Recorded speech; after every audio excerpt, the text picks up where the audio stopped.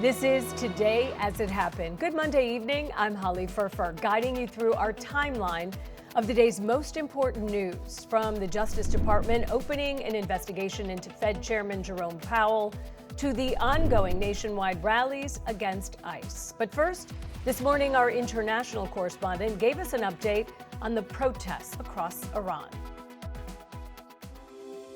Iran's foreign minister says the country is ready to negotiate with the U.S. based on, quote, mutual respect and interests. And he's called for fair and dignified talks from an equal position. The foreign minister's comments came after President Trump said Iran had called to negotiate as his administration weighs military options in response to the deadly protests that have been raging in Iran since last week. Iran's foreign ministry says a communication channel with the U.S. remains open and messages are being exchanged. Scripps News international correspondent Stuart Smith joins us now live from London for more on this developing story. And Stuart, what's the latest as it stands here on a Monday morning in the U.S.? Well, it's interesting because the Iranian Foreign Ministry's comments have come out in the last few hours. And as you mentioned, they are looking desperately for negotiations with the United States, but are suggesting they are not willing to effectively accept any conditions that Washington imposes on them. But at the same time, they've also suggested that the protests are under control. We've seen days, almost 2 weeks of violence with security officials, with protesters, activists, all being killed in Iran. Tehran admits that hundreds have died, though claims that many of them were rioters intent on allowing foreign powers to take over Iran. But that would change things if the protests have indeed ended, as Tehran suggests. That means that there could be, Iran might claim, less of a justification for US intervention, which was still something as late as Sunday that President Trump was suggesting could happen, even military options on the table, and also other potentially economic or cyber options too. Iran claims that the people that it has been targeting are the rioters and the so-called armed terrorists, not what it therefore characterizes separately as the peaceful protesters. But it is warning, Tehran says, that should the US undertake military action, there would be a significant response against American bases in the region. People on the ground there have said it has been like a war zone over the past few days, with bodies being taken away on trucks and the security forces using live ammunition. So if protests have stopped, and if, as Iran's foreign ministry suggests, the internet will be restored after days of blocked communications, that could change the status quo that President Trump has been talking about. And Stuart, what exactly are these protesters calling for from the government?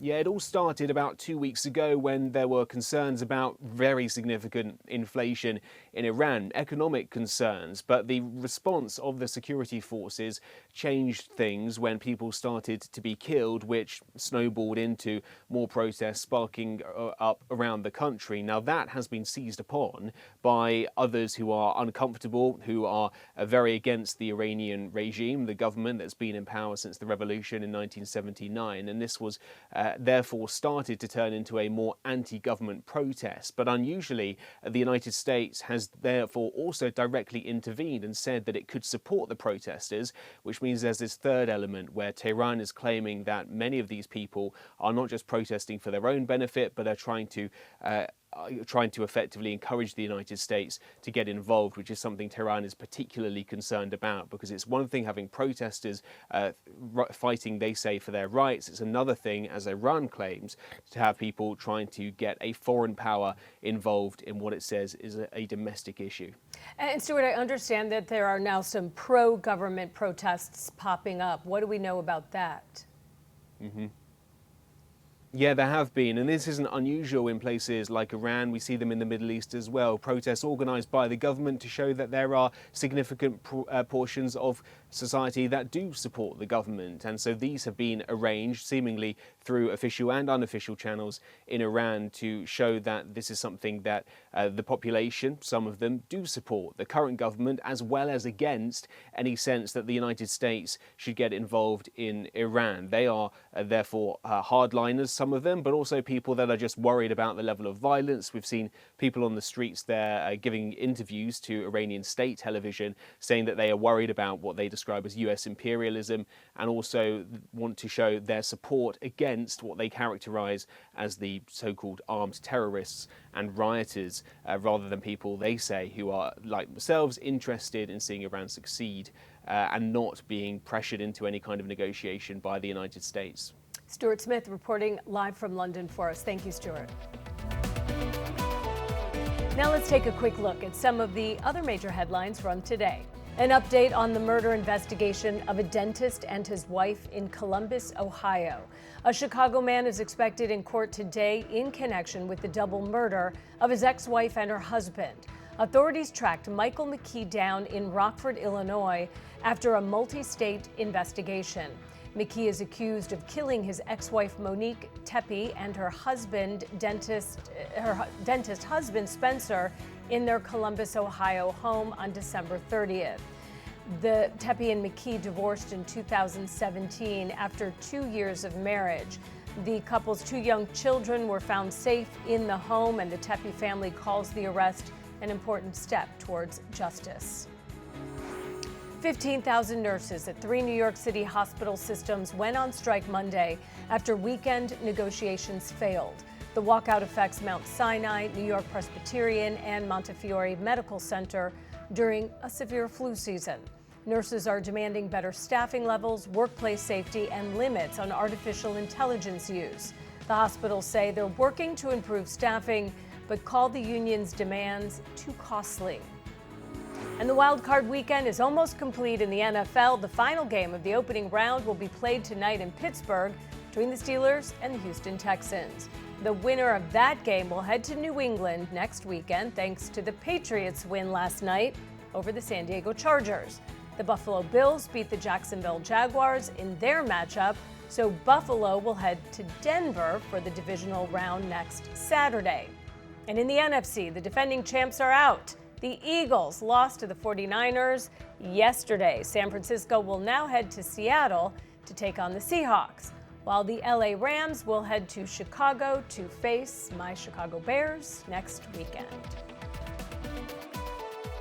Coming up on today's It Happened. I think Timothée Chalamet, he is really rocketing to that Best Actor Oscar win. There's so much momentum behind his performance and behind him.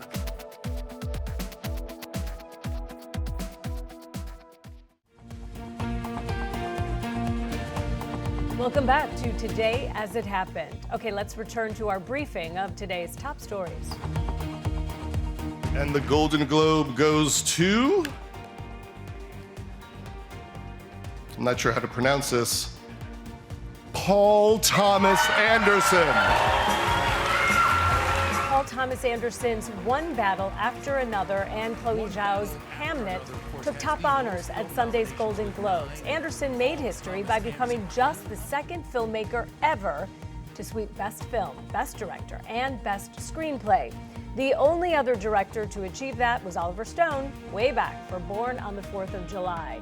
Timothée Chalamet won his first Golden Globe for Marty Supreme, and Warner Brothers dominated the awards at the 83rd annual ceremony. So let's bring in Nigel Smith. He's the senior movies editor for People, and he joins me now for more on last night's awards. Thanks for being here. I'm sure it was a late night for you. We appreciate you this morning.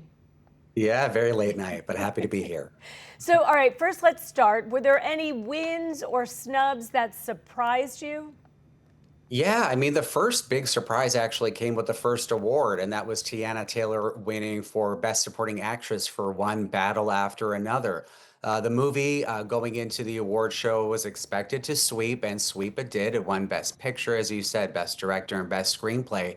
But Amy Madigan from Weapons has been cleaning up the Best Supporting Actress race up until this point. So Tiana's win shocked her. It shocked a lot of pundits, and it was just such a welcome surprise.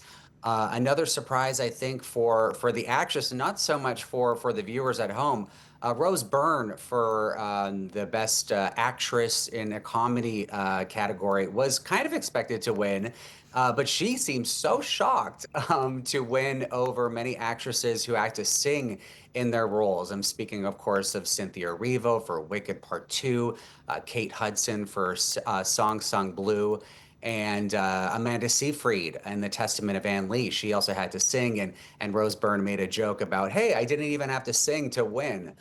So that was a nice surprise of the night. So Nigel, so any wins in the film categories that you think are going to significantly influence the Oscars race, because now all eyes are towards the big golden prize there? Yeah, I think Timothy Chalamet, he is really rocketing to that Best Actor Oscar win. He didn't give a very long speech last night like he did at the Critics' Choice Awards, which he also won last week. But there's so much momentum behind his performance and behind him. This would be his first Oscar win, so I could definitely see that happening. And I think Jessie Buckley is definitely the one to beat for Best Actress. She won at Critics' Choice Awards last week. She won again in the acting category for Best Actress Drama. And she gave a really heartfelt and spontaneous speech. And she's so charming and gives such an incredible performance in Hamnet. So I could see her going all the way, too. I know I have to admit, I did watch last night, and her voice was so shaky, you just rooted her on. She was so authentic. Yeah. So did the Globes feel more aligned with audience taste or with traditional award seasons politics this year to you?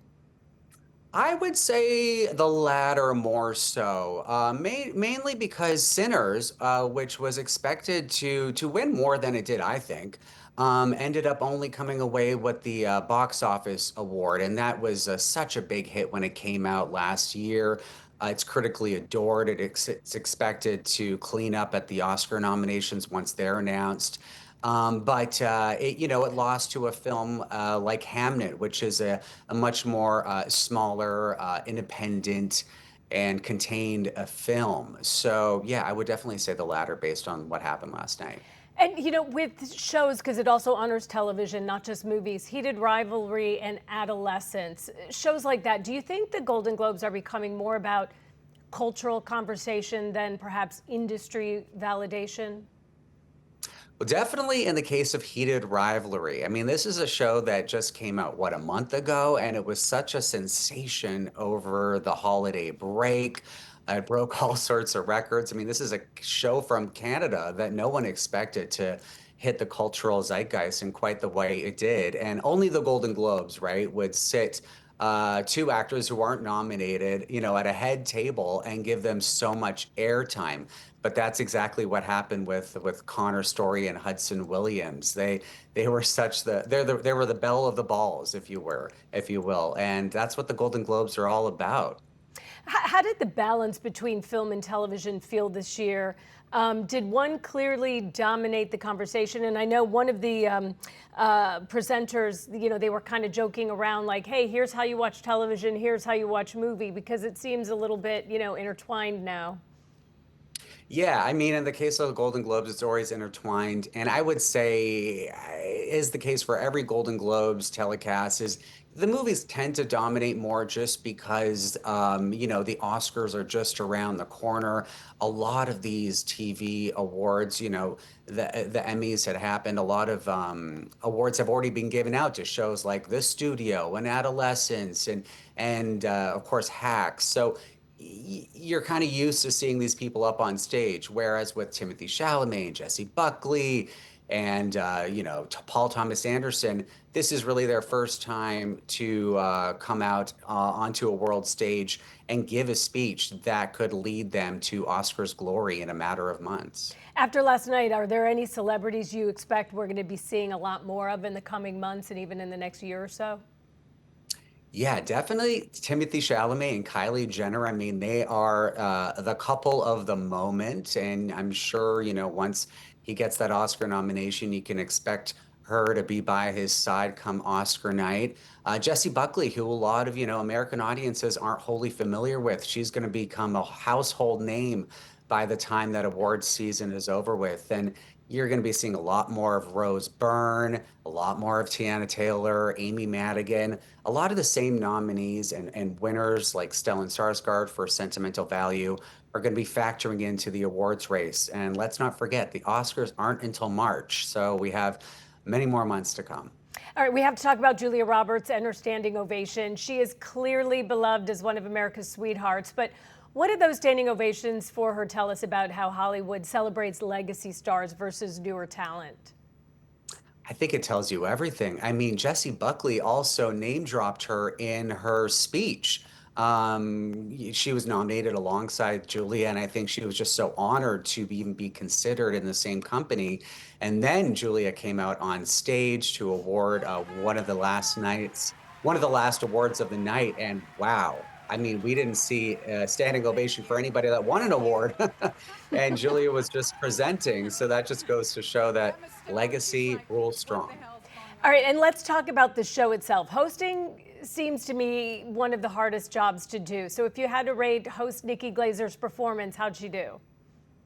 I would honestly give her a 10 out of 10 because she, unlike, Ricky Gervais, for example, she ribbed, the talent, namely Leonardo DiCaprio got it the hardest. She mocked him shaded him for dating much younger women. But she has this incredible ability of still being in their good graces. I mean, Leo, from the audience, you could tell that he took the punches and he rolled with it and laughed, and no one really seems offended by her mode of humor. They kind of embrace it. They laugh along because it's very smart, it's very witty, but it's also in service of the show, and she clearly loves the people in the room, loves what she does. And it's just infectious, what her brand of comedy. Yeah, I guess, and she's known for roasting people, so maybe they were all prepared, and so it was a little lighter than they expected. Exactly. Nigel Smith, senior movies editor for People. Thanks for spending some time with us this morning. We appreciate you. Thank you. Straight ahead on Today As It Happened. This is not the first time this synagogue has been attacked during the civil rights movement. Its Rabbi Perry Nussbaum, was a vocal supporter of the civil rights movement, and the synagogue was bombed, as was Rabbi Nussbaum's house.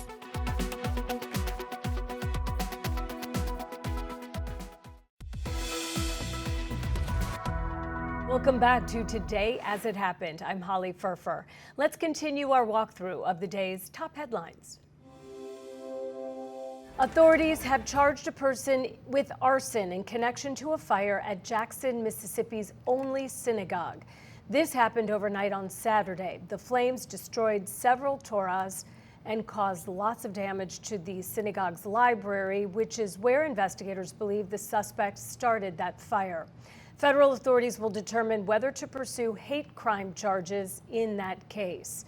For more, let's bring in Gila Franklin-Siegel, the Chief Operating Officer with the Jewish Community Relations Council of Greater Washington. And Gila, Beth Israel congregation has been attacked before. The Ku Klux Klan bombed it back in 1967 for speaking out against racism and segregation. So what has been the immediate impact on the congregation whose synagogue was targeted?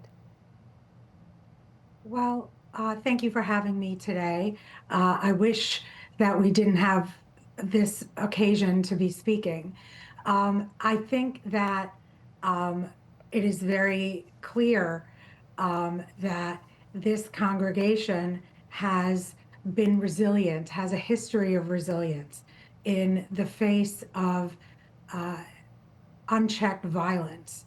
As you mentioned, this is not the first time this synagogue has been attacked.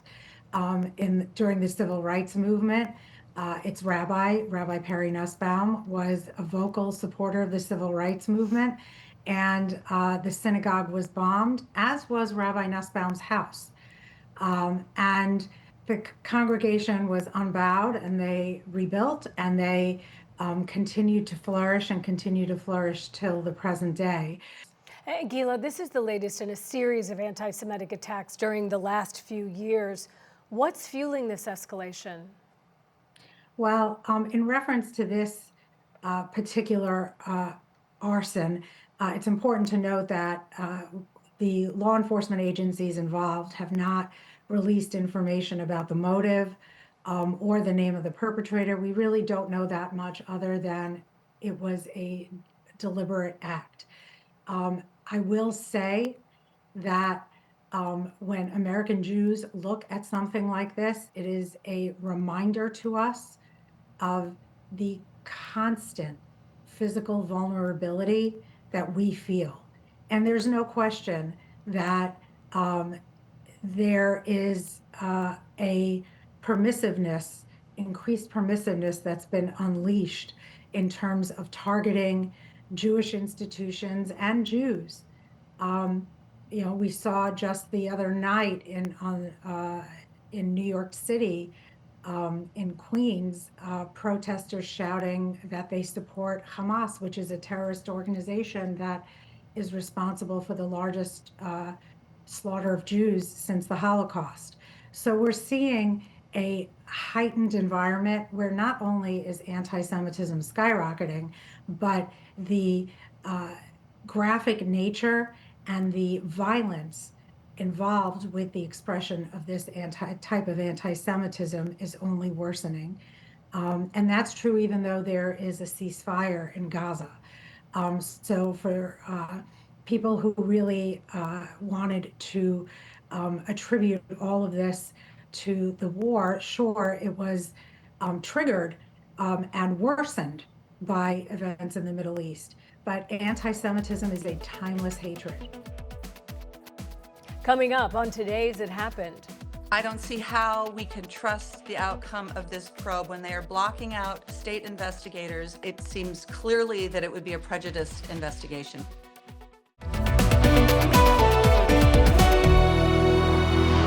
Welcome back to Today as It Happened, Scripps News end-of-day snapshot of our biggest stories. So let's pick up right where we left off.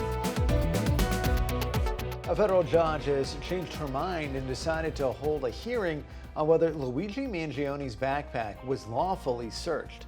The judge previously said a hearing was unnecessary, but reconsidered after Friday's arguments. She cited the seriousness of the charges Mangioni is facing in the death penalty case. Mangioni's lawyers want evidence from the backpack thrown out, including a gun and notebook. Police searched the backpack when they arrested Mangioni at a Pennsylvania McDonald's. And in just 24 hours, the Supreme Court will, for the first time, tackle the heated national debate over whether transgender girls should be allowed to participate in girls' and women's sports. The justices will hear arguments in a pair of cases from Idaho and West Virginia, who both argue that allowing transgender girls to compete against cisgender girls is unfair and unsafe. The outcome will determine the fate of bans in 27 other states. There are an estimated 122,000 transgender teens who participate in high school sports nationwide. And the Department of Homeland Security will invest $115 million into drone and counter-drone technologies ahead of the World Cup and America's 250th birthday this summer. According to the announcement, a new DHS office will focus on buying and deploying the technologies. The news comes in response to the increasing technological sophistication of drug cartels, which have used their own drones and cyber attacks to help smuggle narcotics and surveil U.S. officials. Outrage is continuing to spread nationwide over the deadly ICE shooting in Minneapolis. Thousands took to the streets this weekend in New York, Philadelphia, San Francisco, and Los Angeles. Protesters are demanding an independent investigation after ICE agent Jonathan Ross shot and killed 37-year-old mother Renee Good last week.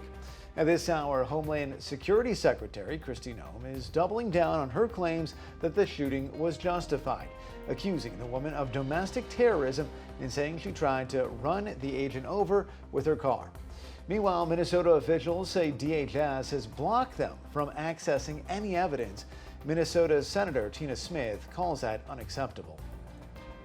I don't see how we can trust the outcome of this probe when they are blocking out state investigators and when the people that are in charge, that are in power in the Trump administration have already said what they think has happened here. It seems clearly that it would be a prejudiced investigation to me. And in the wake of the Renee Good shooting, federal agents continue to spark controversy in Minneapolis. This video shows an ICE agent pepper spraying protesters from the window of his car. The video also captured ICE agents using a battering ram to knock down someone's door while a crowd of neighbors watches from the outside. Scripps News national correspondent Katia Tubman is live in New York with the latest. And Katia, there is so much to unpack here. We have seen so much flooding onto social media, especially after that shooting in Minneapolis last week. What can you tell us? That's right, Andrew. Chaos erupted across the country in several cities, as you just noted earlier there, but particularly in Minneapolis, where the Department of Homeland Security says it's executing its largest enforcement operation ever. And as we've seen from the videos that you just talked about, these operations continued as protests continued, with raids going door to door in Minneapolis. One of the arrests was actually captured on video. This video, which shows federal agents on Sunday ramming a door in a single-family home neighborhood in Minneapolis, and later, just minutes after ramming that door, being able to arrest a man who was inside. Now, a woman in this video later shows her coming out of the house and saying that the man is her husband, but agents on the scene had said that an order of removal was put out for this man. Now, we also saw protesters in the video outside in the neighborhood gathering in attempts to block cars and block agents from carrying out this man. And we even saw, as you pointed out, a video of an agent pepper spraying people from his vehicle. This is as protesters were blowing whistles, as they were banging on drums, as they were all trying to block these cars. Now, according to Homeland Security spokesperson Tricia McLaughlin, more than 2,000 arrests have been made in Minnesota since Operation Metro Surge started earlier in December. The state's attorney general, as well as the mayors of the Twin Cities, have announced that later today they'll be holding a press conference as what they say is an important statement about the deployment of more agents, as vowed by the Trump administration to come in the week or in the coming weeks. Andrew? All right, Scripps News national correspondent Katia Tubman for us in New York. Katia, thank you for your reporting. Moving on now to news here in Washington. The White House is weighing next steps in Iran after hundreds of protesters have been reportedly killed or detained in recent weeks.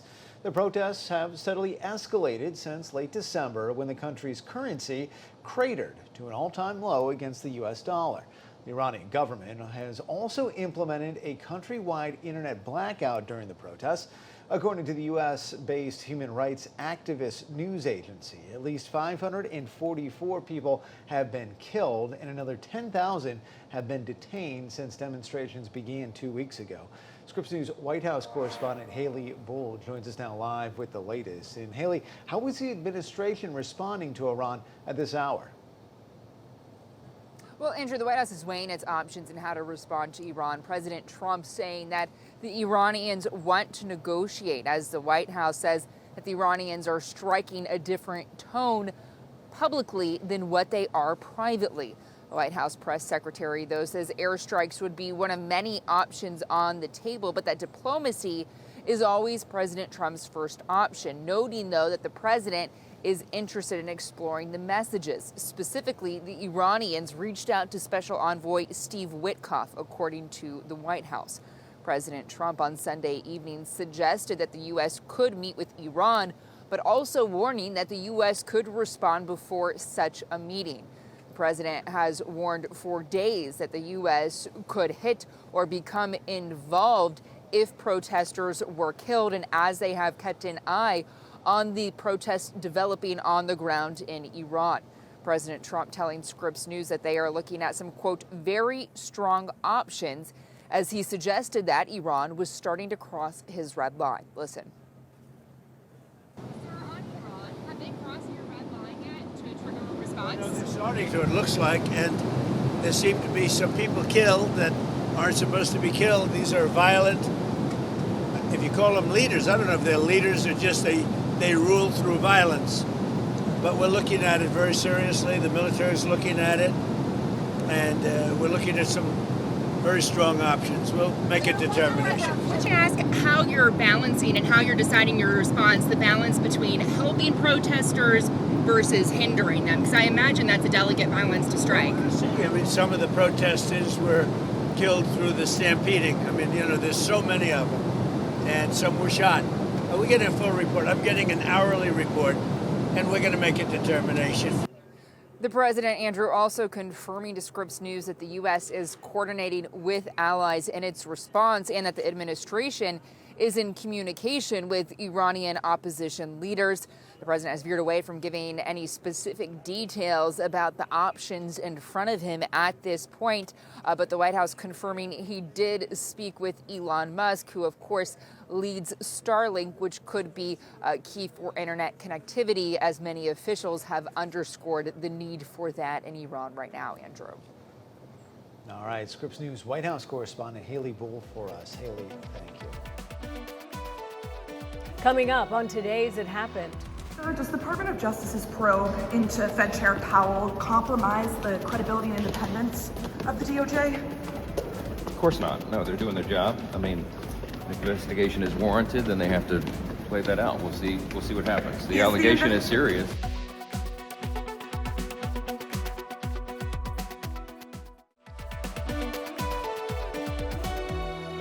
Thanks for joining us again on Today As It Happened. I'm Holly Furfer with a daily look at the day's biggest stories.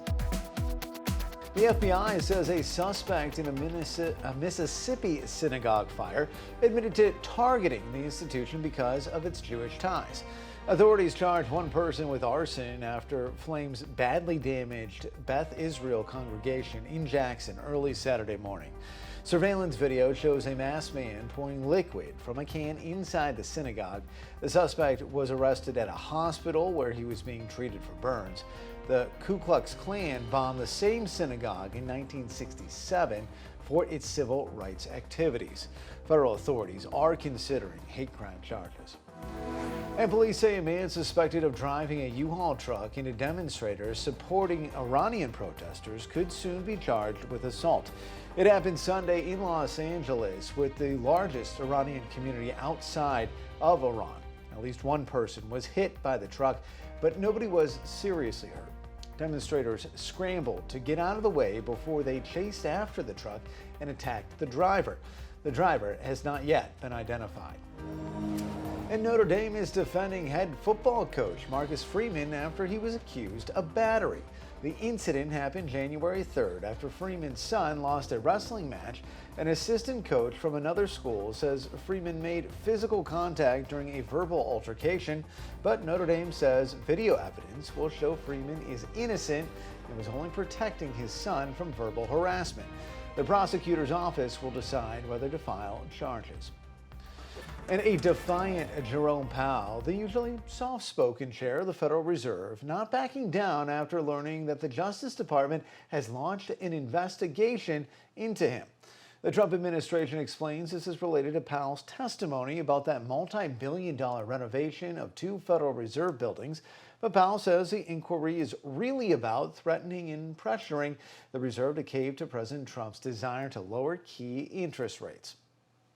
The threat of criminal charges is a consequence of the Federal Reserve setting interest rates based on our best assessment of what will serve the public, rather than following the preferences of the president. Well, Scripps News congressional correspondent Nate Reed is live for us on Capitol Hill. And Nate, the ranking member, Senate Banking Committee, Senator Elizabeth Warren, she didn't mince words about what she thought of the investigation. None at all. She, in fact, actually gave a speech this morning at the National Press Club where she was asked a question about this latest investigation into the Federal Reserve Chairman. I want you to listen to how she responded to that question.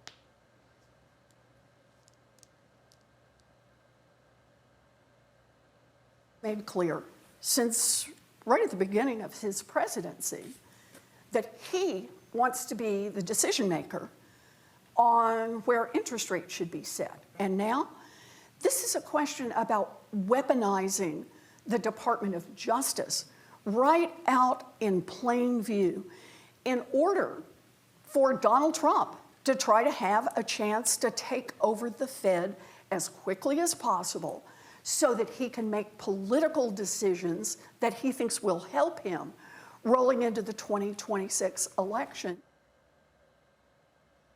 And kind of a fascinating caveat here, Andrew. We just learned in the last couple moments that President Donald Trump actually called Senator Elizabeth Warren shortly after she made those remarks this morning at the National Press Club. She said that on their call, she talked about wanting to work together on affordability, find ways that she can try and, push for more affordable politics for working families, and urge the president to vocally support policies of affordability that could then be passed here through Congress. It's not clear, based on the statement from the senator, whether she discussed that investigation that just dropped yesterday. We just learned about yesterday from the Department of Justice looking into this renovation at the Federal Reserve.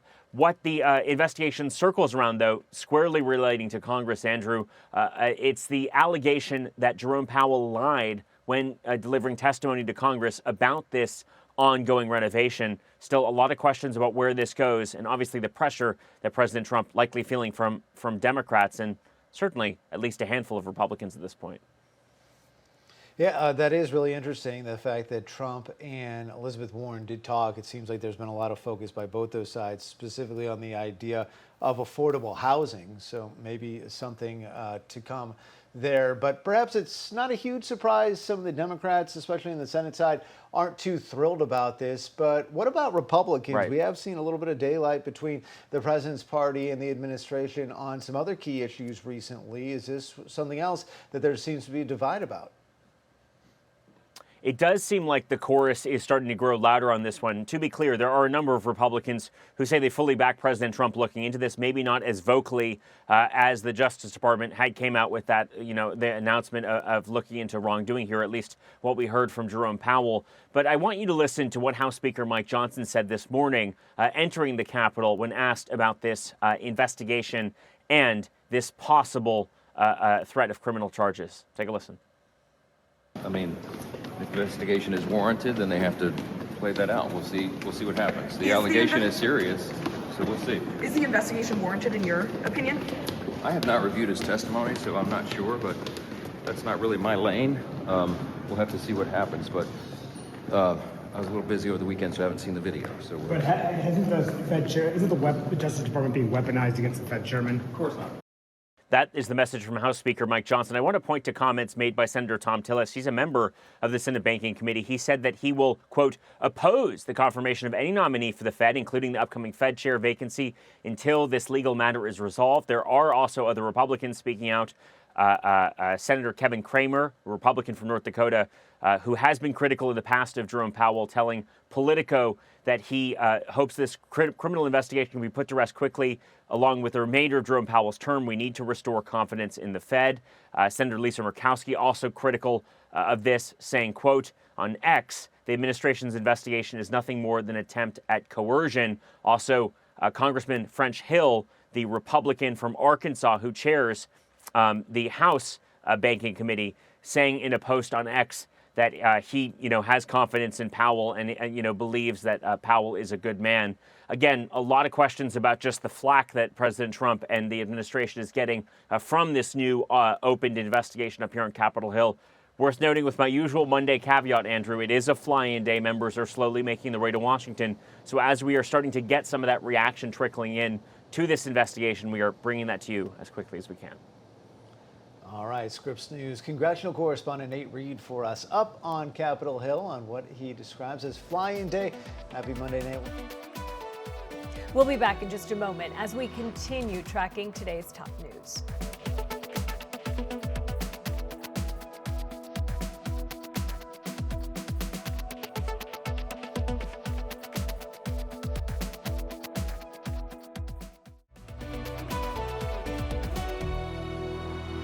You're watching Today As It Happened, Scripps News recap of the day's biggest event. So let's dive right in. Well, it's a case that sounds ripped from a movie plot. A man accused of shooting and killing his ex-wife and her new dentist husband in Ohio. Michael McKee was in court today after being arrested over the weekend. Court TV's Cody Thomas has details from the case. Well, after a 10-day manhunt, Michael McKee, the ex-husband of Monique Tepe, is now charged with the double murders of Spencer and Monique here in Columbus, Ohio. Now, according to court documents, investigators say they tracked Michael McKee using surveillance footage of his car.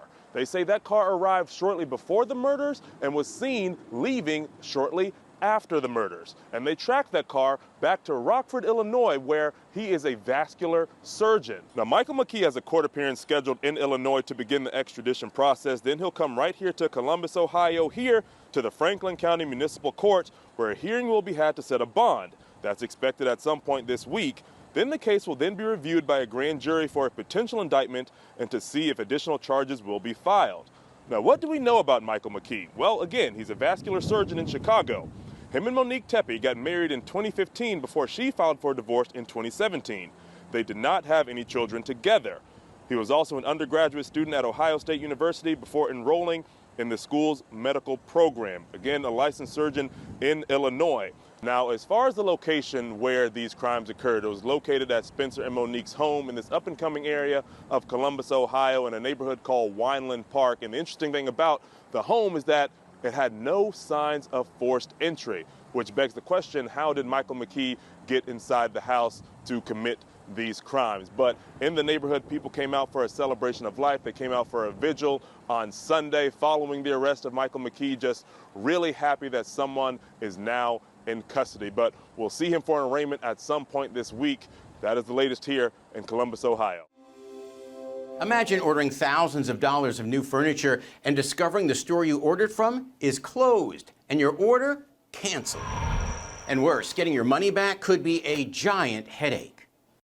It hasn't been a happy new year for some furniture buyers. We started to kind of wonder where the furniture was. Jen and Rick Hausner are among several shoppers who reached out after ordering living room or bedroom sets from American Signature and its subsidiary, Value City Furniture. The company filed for Chapter 11 bankruptcy in November. The Hausners learned their orders were canceled. Even worse, they say the store they ordered from would not provide a refund. At that point, I was like, we're not seeing this money back.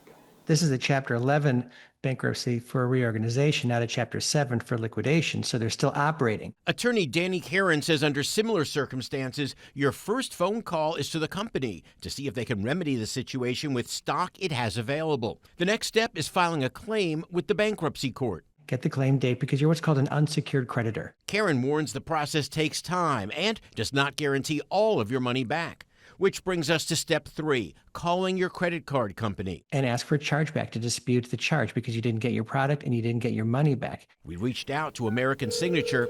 You can't talk to the news? Where an agent sent us to a What's Next page on its website. The company states we're committed to doing our best to fulfill customer orders, but says if we're unable to fulfill an order, customers may be able to file a claim with the bankruptcy supervisor. The Hausners worry that could take months, if not years, to resolve. To look at that and say we've lost almost $2,000 is definitely a struggle. So know the steps to take if a business files for bankruptcy so you don't waste your money.